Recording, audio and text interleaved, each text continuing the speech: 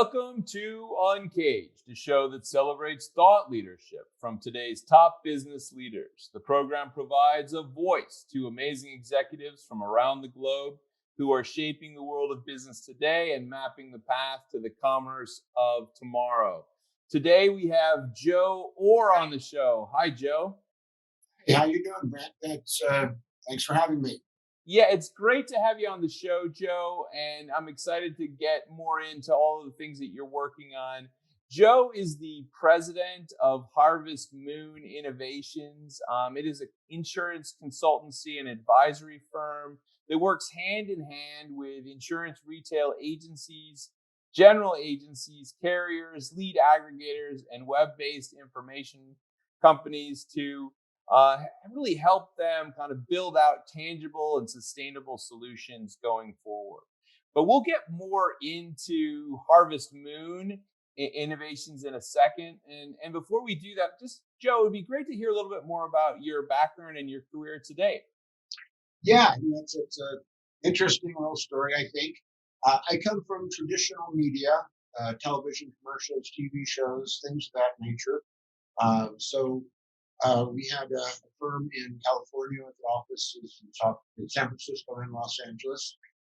And, we were poking around with this internet thing, kind of started rolling along in the late 90s, and we thought it might be something we should pay attention to. So we put together, found whoever we thought knew something about this and created an internet company division of our media company.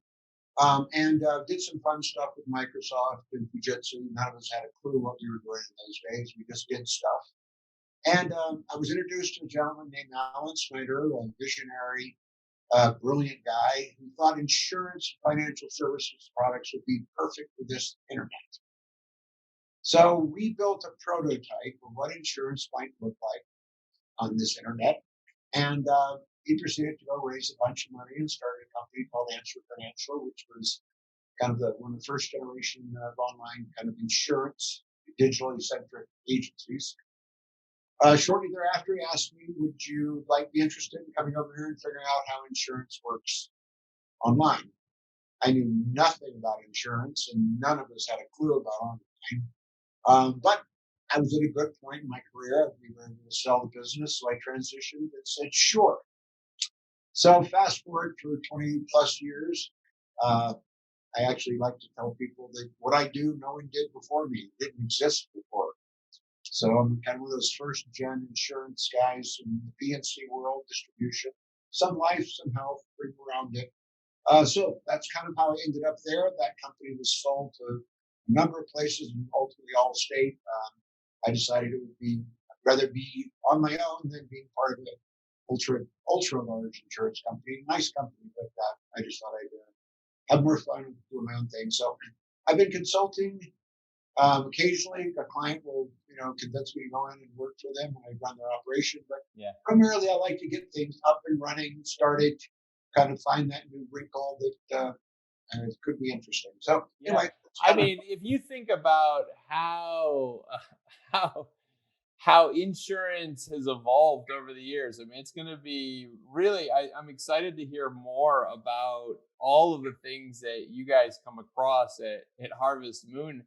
You have lived the creation of a digital insurance world as well as probably the disintermediation of elements of that along the way and the recreation of it. So tell us a little bit more about what you're doing with Harvest Moon Innovations now and how you guys work with the various clients that you spend time with. Yeah, it's really interesting. One of the things in working with Canary, oddly enough, it made me actually sit down and go, okay, who are my clients? What do I do? Which is kind of, I hate to admit that I just did stuff. I've been fortunate that people usually contact me with whatever they want. So I do very little prospecting. So it was the first time I ever sat down and said, what do I do exactly? And what do people pay me to do?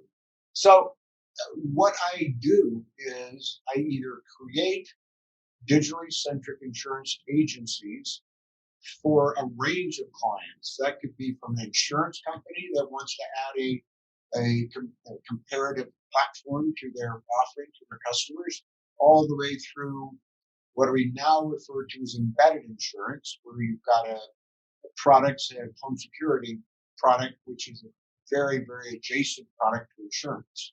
So I help them build out their insurance offering. It's a very complex business, so it takes a fair bit of knowledge and time to get things operational. So I do a lot of that, and then when people have an agency, they're not quite coming along as they should, or they need to add more digital component, I can come in and help there. So that's primarily where I work. So today I work with a lot of insurtechs, getting their agencies up, as well as more and more of the embedded up insurance opportunities. I think of in my life, I had a business that I started with my wife. My wife was she still is, but she has been a Spanish teacher in her career at various schools, high schools, and along the way she was asked to take students to Spanish countries to have kind of a immersion experience. And so we thought, oh well, why don't we create a company to do that? And I'll never forget. We did. We set up a business. We ran it for 3 years. It was starting to become quite a sizable little business, and somebody said to us, "Oh, well, do you have insurance on the business?" And I said, "Yeah," because I had gone to get basic insurance, and I quickly realized that I needed more insurance, and quickly realized that for that type of a business, insurance was extremely expensive because of all the liabilities that you undertook when you took the precious children of wealthy Americans abroad. So that was I think the end of that business, to be honest. But I mean, I'm excited to talk to you more about how insurance has evolved and how insurance works for small to medium sized businesses, and really kind of the ways that you see it being reshaped, in the near future. Well, what's interesting, people talk about the digital revolution of insurance, and it certainly has changed the beast.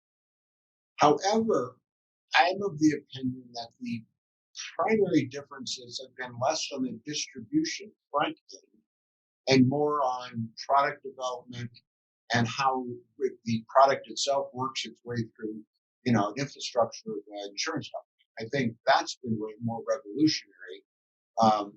You could argue evolutionary. Just simple stuff where it used to take years and years and years for an insurance company to change a product just to have a new offering, to adjust the prices, add features and functions. Where now they've invested heavily where they can do that in the fraction of the time. It still takes some time, but they can do it so much faster and respond to the marketplace so much more efficient. And you touched on one of the places that, is not a very efficient way, especially the old way, it'd be the micro segment in small business, which is the largest growing segment, is this very small, as you described your company, of a husband and wife started this little endeavor and grew it into a decent size, but it's still a small business. And when insurance looks at that, frankly, writing that kind of small business policy is not profitable for the agent. It's too much work and too little commission. Premium and thus little commission. So I think people are starting to come up with solutions to that. And once again, you're looking at this embedded concept versus trying to get you to find an insurance company. We find you in the associations you're involved with, the various kinds of business organizations where we can offer the insurance through those affinity relationships that are geared to you. So the idea that you're going to be a member and join things that are related to your business is where we fight with the insurance is gaining more headway. Recently, I like that. So somehow kind of maybe even benefiting from those associations in some form or fashion, and how you can perhaps create kind of a larger group of people that could then somehow benefit from being part of that larger body. So maybe avoiding some of the weaknesses that we have in terms of the tiny small businesses. Yeah, I mean, like, traders, for instance, can come to mind. Okay, that's a very small niche group that does need insurance. It's not a big premium insurance, but they need it. So you can find those members and bring your offering to them through the affiliated relationships that a trainer would just normally have. So you're seeing that, I think, take hold across the board, both small business and P&C especially, where you've got auto-related companies where insurance should be offered. Because you're looking at the problem with insurance, especially when you get into auto and home, is that there are virtually no new customers being generated. So it's a zero-sum game. So how do you get to an efficient distribution partnership outside of the Geicos and Progressives of the world who are spending billions and billions of dollars on advertising? So it's a very interesting infrastructure of how the small and the large both play together. And so I think that's one of the things I've seen is that the small guys are not making headway. The big guys. Do you think that as we move forward, Joe, I mean, we see those massive organizations, the Warren Buffett enterprises, and how does one compete against that type of scale? I mean, I had a call recently with a large international insurance company that had a modest-sized presence in the U.S. And to be completely honest, I said, I don't know how you compete. I mean, it's a highly regulated product. You're not going to come up with some wild and crazy niche idea that's going to just blow it out. It's a slow-moving business. It's an actuarial-based business. You're risk averse. So if you are Geico or Progressive, that are just gobbling up market share, they're just growing and growing and growing. Have been. I mean, I remember a decade ago, a senior executive of a major insurance company was saying, well, here's when Progressive will become number 3. This is when it wasn't a matter of if. It was these companies are good at what they do and they've got plenty of capital and they're just marching forward. So now you've got, the companies are really good at what they do, and then you've got others that are buying others, so they're consolidating. So I mean, insurance is bought locally, not nationally. Right. But I think the size and scale are just dominant. I don't think. Well, I tell you, even with all these big players and all the fancy ads that they run, it's still if I look at all the forms of insurance, it's still a wildly complex area. and I think whether I look at like health insurance and the dilemmas that people have on that front, there seems to be still a ton of room for innovation, just from a consumer perspective, to making it easier, making it less complex for folks to, and maybe less time consuming. I mean, I still, with some of these insurance brokers, I yes, they're using technology, but sometimes they're still asking me to take PDFs and scan them, and you're just like, well, you're using technology. Congratulations. However, maybe I could just email these things to you. So it is what it is. Yeah, I mean, it's part of the problems, of course, are it's highly, highly, highly regulated. Yeah. And if you actually read some of the insurance statutes, they're written 20, 30, 40 years ago that have not been upgraded. So we all stuck in this world of, it took us forever to get things like electronic signature accepted. Things that in normal business you say, oh, you need a signature, we'll do it this way. You need insurance, and don't forget you got to go to 50 states and one in DC to get anything. So it's archaic. Yeah, and the state by state regulations are going to be fascinating. I was informed today that during COVID, a lot of people were spending time with things like telemedicine, Yep, yep. and I think that the health boards of each state have become very aware of that. And I guess New York has now made it illegal for telemedicine to occur outside of the state of New York. So you can do telemedicine, but it has to be done within the state. So if you're in Florida, no doctor's visits for you. Yeah, it's a great point because I know I was talking to a friend of mine who's a therapist, and at the beginning of COVID, they didn't know what to do.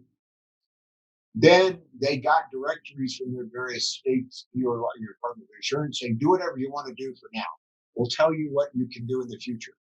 So they just blew the telemed just took off and said, okay, now they're coming back and saying things like that. Okay, it's where does this go? Your doctor's in New York and you go to Florida for the winter. Can you now? Terrific. I can do business. No, now they're going to shut these things back down. So I think so. They're going to find ways to, it's as people disintermediate models, more walls get built. Sometimes those walls fall down. It's kind of part of the whole innovation process, but certainly it's not going to be as seamless as suddenly we're all together. And I would imagine a lot of it has to do with the fact that each state has their own regulation on how you get approved to be a physician or a lawyer or whatever. And so there is some logic there, obviously, but somehow the consumer is the one that gets kind of hurt a little bit, is from a convenience perspective. So let's talk about how COVID impacted things. I mean, I have so many questions on how insurance and COVID were related in and of themselves, but just from a business perspective, how have you fared through this whole process?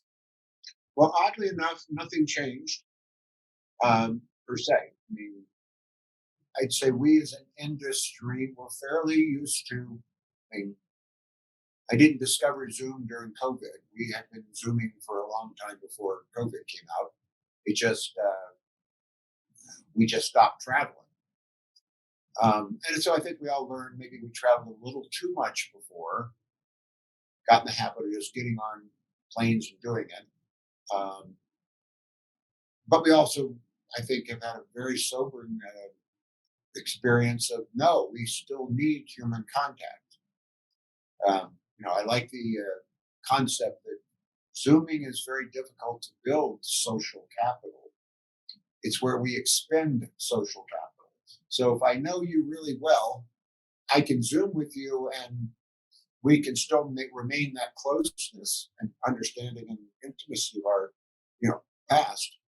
But I'm burning it up. I need to burn some more. I need to have some time with people, to just catch up on the stuff you normally do. How's the family? How you feeling? How's life? Oh God, you got a promotion. That's great news. Let's have let's celebrate. So I think that was a big learning. The business, depending on the nature of the business, PNC became hugely profitable because no one drove anywhere. So they gave back billions of dollars and still didn't get back enough. So they kind of hunkered down there. So COVID was a positive. Shopping went down at the beginning. Then it bounced back up. But still, there's a little more stability than there was in terms of people maintain their existing coverages. So the life industry exploded for demand. However, there was no supply.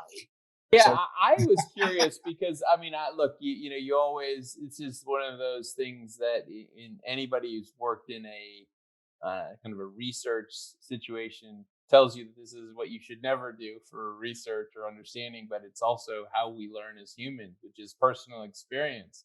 I very clearly remember in April of last year with COVID, my wife was obsessed with making sure that we review all of our insurance policies, and because of the concerns, obviously, that what if something happens. So I'm curious if you saw that type of a surge, or whether that was just something unique to my household. No, no, definitely in the life insurance world, there was a big surge, big demand for that. Now, of course, the industry was just the opposite. Oh, we need to stock because we're not quite sure what our actuarial tables are going to look like with COVID, this new pandemic. How does the world work? So they were slowing down while people were saying, no, no, no, no, I want life insurance. And I do think in life insurance, all the insurance, industries is the one that's the most ripe for innovation. It's not as heavily regulated as P&C and health, and things like wearables and other things are making it way more friendly than having to get full fluids and blood tests, etc. So I think that's an area that maybe COVID has said, hey, we as a population are underinsured for life. There's not, and that's clearly because the industry says this is how you have to buy it, and the consumers clearly said, I don't like buying it that way. So we've had this two phase going. No, no, no, you have to do it this way. No, we don't want to. Yeah, no, I know. There's so many segments like that. It's when I worked at Leo Burnett back in the day in the marketing advertising world, I remember talking a lot about how customers were. There was always a segment of customers that were essentially hostages to the choices. They didn't ideally like those choices, but they were kind of held that way. I'd say that probably anyone who's had to go through the process of getting a mobile phone plan feels that way. There's never a plan that makes any sense to the way I live my life. So, but you're hostage to what is on offer, and probably the insurance sectors it has characteristics of that as well, for sure, for sure. Well, I mean, as you look about how things are going to evolve over the next couple of years, tell me what excites you. What are the trends that are promising? We're in an interesting space, and let's talk about the auto insurance industry. There's a really good article recently going, where's the innovation coming from, and is it going to happen? So will innovation come from the major carriers, or will it come from insurtechs who are trying to disintermediate the market, or they're just not going to be anything? That it's just going to be the way it is, and that's going to go. And you've got to remember with the auto insurance industry is that we have the driverless car coming at us. Whether that's 20 years, 10 years, probably not then, but 20, 30, 40, it's coming. So the industry as we know it is going to go away. It's going to change completely where the liability of the insurance will be on the manufacturer.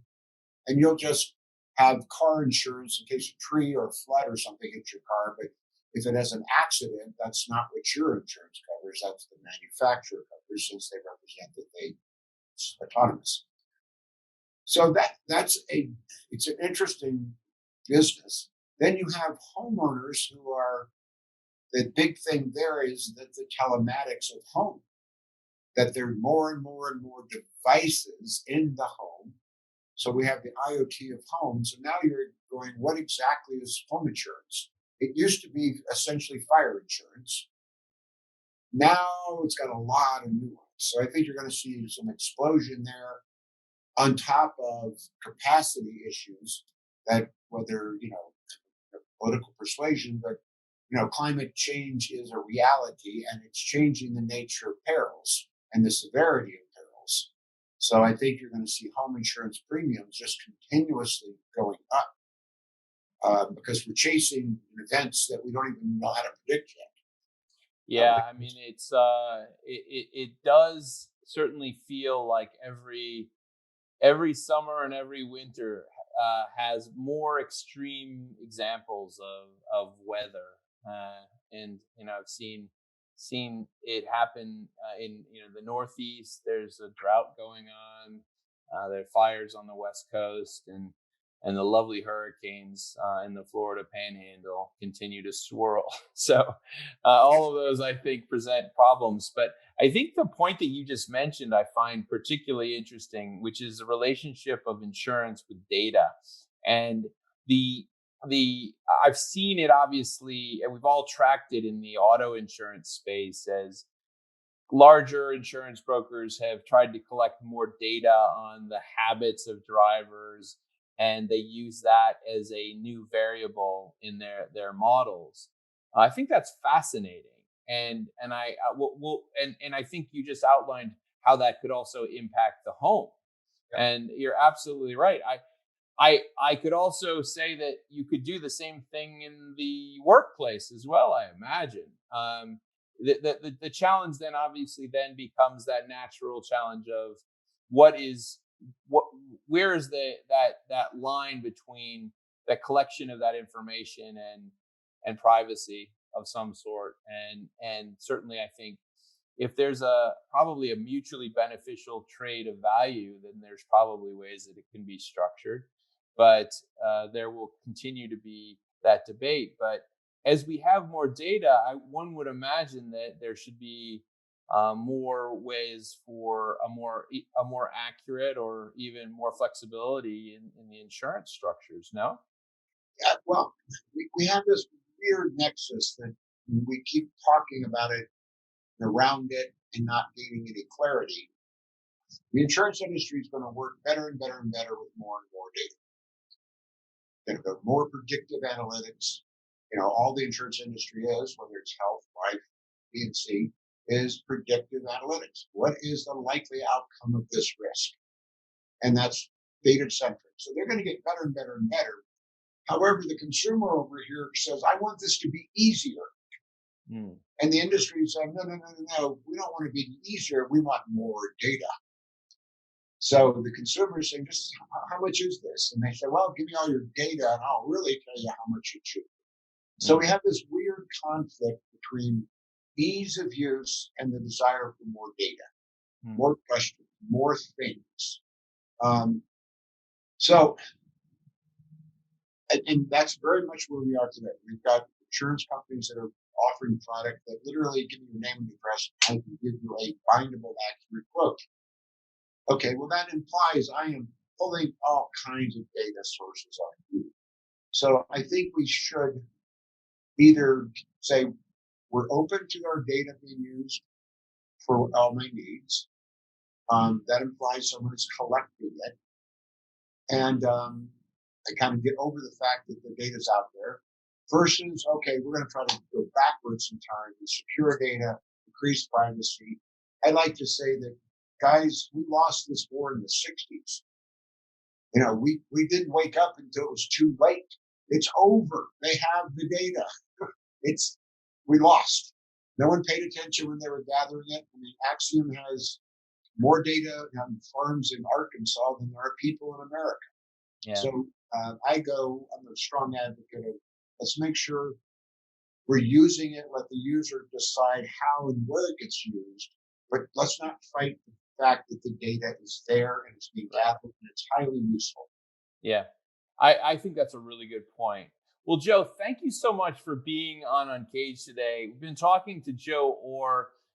He's the president of Harvest Moon Innovations, which is a company that acts as an advisor and a consultant for the insurance industry. Joe has a elaborate history in I'd say from the birth of digital insurance to today. And we've been talking about a lot of the disintermediation and changes, as well as some of the areas that will continue to evolve. I'm particularly interested in some of the things that we've been talking about in terms of the evolution of home insurance, the continued changes that we're going to see in the auto insurance space. So, Joe, thank you so much for being on the show today. If someone wanted to reach you, where should they find you?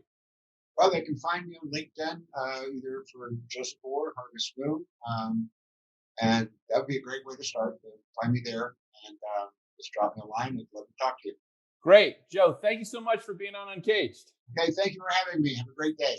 Cheers. Cheers. Bye-bye.